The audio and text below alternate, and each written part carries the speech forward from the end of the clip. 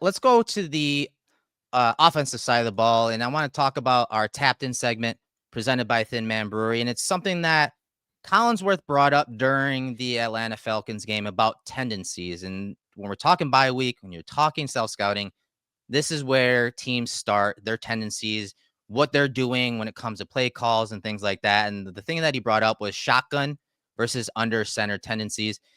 And if you look at shotgun, when the Bills are in shotgun through the first 6 games, they passed the ball 78.7% of the time. That's 6th overall, which means they ran the ball 21.3% of the time, which is 27. So very heavy pass tendency when they were in shotgun, through the first part of the season. So my question to you is, do you have ideas or things that they could do to, obviously just hand the ball off a little more in shotgun, but things that have worked in the past that could offset some of these tendencies? Because the Bills are looking at this when it comes to self-scouting.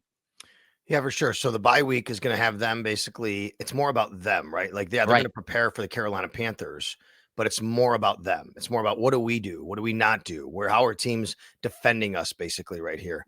I would like to see, a little bit more under center play action. I think it helps the Bills, especially when they go 13 personnel, they go 12 personnel, Eric. Yes. And they really help them a lot, because we've seen now when they run those sets, they have the ability to do a little bit more and create matchups, right? So I'd like to see a little bit of that. I have to go back. I know he's played long enough now, or maybe it's not, but I do remember early on in Josh's career, was it Ken Dorsey maybe, who said that Josh didn't prefer as much doing that, going under center, but Yes. that was early in his career, you know what I mean? Yes.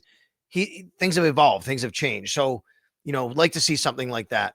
But I do think the Bills will make it much more about what are they doing the teams are defending during this week. But they will obviously have an eye towards Carolina starting, now, and saying, how are we going to attack this particular team? And obviously Carolina's 4-3 and they're playing pretty well. And look at their defensive numbers. Their metrics are really good. They're actually, top half of the league and maybe even top 10 in a lot of different categories.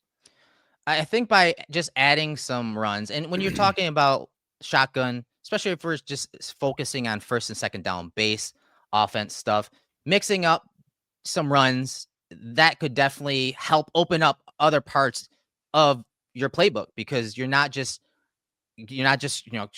tipping your hand and saying, okay, well, guess what? If they're in shotgun, they're just passing. So you can open up some things. It can mask whether it's a run or pass, obviously. And that can help the run game. I think when I went back and watched their 2024 games, and we're talking in that first and second down and 7 yards or more base concepts, their run game, they were really good at their tackle pulls. They ran that a bunch where Spencer Brown or Deion Dawkins was getting out in space. James Cook was, getting some of those explosive runs. They had that played down. That was their play of choice last year. That was their bread and butter. And I feel like we haven't seen that all that often this year. So I think that's something they can get back to if we're talking first and second down and long runs from shotgun. And we talked about a little bit when having answers versus pressure. Yep. In those second down situations, maybe their first down run doesn't go well and you got second and, 6 or 7 and more, getting to a manageable third down with a wide receiver screen or a tight end screen to Shakir or Kincaid. Those are plays in those situations that worked out really well last year and allowed them to, in many ways and times, skip third down. And so we talked about how much they struggled with exotic blitzes this year on third and long. Well, either do one of two things. Don't be in third and long, or skip third down altogether. And so I think by being better on early downs, Yes, you can do those things, and you won't see those load fronts with those 5 guys on the line of scrimmage as often, running all those crazy games like Ulbrich did, if you're not in those third and long situations. So I think those are some things that they can work on to, get out of that. Because when I watched those first and second and long plays this year, I saw a lot of QB scrambles. There weren't many really good executed second down and long runs by the Bills. They're all scrambles from shotgun, in a passing type play where Josh just took off. And so I think if you're looking for that tapped in area that they need to work on this bye week or self-scouting week, it is the tendencies of just running the ball or passing it from shotgun or under center. They need to mix it up a little more, even though you talked about running play action or running passes from under center more. People need to keep in mind too that when quarterbacks across the league are under center, they only pass 29.7% of the time. Right. The Bills are currently sitting at 20.4, which is 30th. It's towards the bottom of the league. But the perspective and context is when quarterbacks are under center, it's typically a run. And they typically only pass on average 29.7% of the time.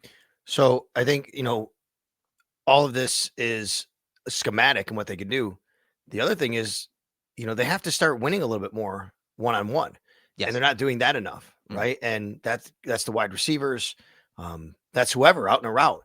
And now I think Josh Palmer did a nice job of that Monday night, and unfortunately he got hurt. And I think he was Yeah. in for a big game. They were planning on using him. Not having Dalton Kincaid hurts. He's been winning and he's getting down the field a little bit. So when you start reducing down, you're relying on, Tyrell Shavers to win on the outside. No disrespect. He's earned his spot and he's been great at kind of his journey. But when you're relying on Tyrell Shavers to be your guy down the field to win one-on-one, that becomes an issue. You need your guys who you can rely on to win one-on-one. And they have to do a better job of that. And that hasn't been happening. But so you got to have the scheme match up with those guys actually doing that and becoming available, becoming open.